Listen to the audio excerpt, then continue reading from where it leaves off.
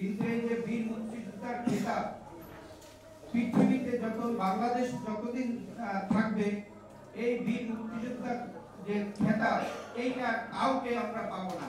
আমরা যত রাজপথে আন্দোলন সংগ্রাম জীবন আত্মাহুতি দেই, কিন্তু এই বীর মুক্তিযোদ্ধা 1971 সালে যে অর্জন করেছিল সরাসরি যুদ্ধের মধ্যে দিয়ে সেই বীর মুক্তিযোদ্ধার পদ কিন্তু ওই একবারই গ্রহণ করতে পৃথিবীতে আর কেউ গ্রহণ করতে পারবে না, বাংলাদেশে পারবে না।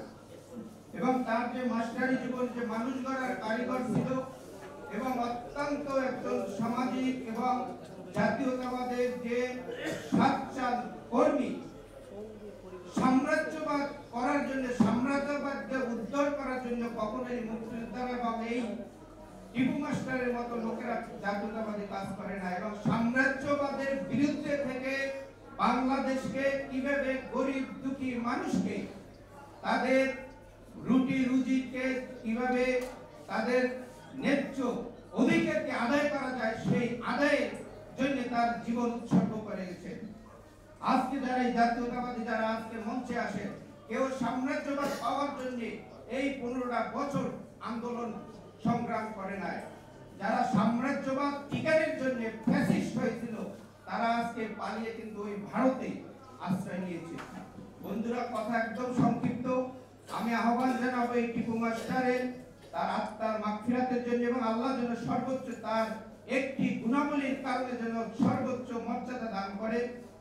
এবং আমরা যারা এখনো লড়ছি এই বাংলাদেশকে পুনর্গঠনের জন্য 5ই আগস্টের চেতনা এবং 1971 সালের যে শহীদ প্রেসিডেন্ট জিয়াউর রহমানের যে আদর্শ, এই আদর্শকে ধারণ করে আমরা সামনের দিনগুলো এগিয়ে যেতে চাই।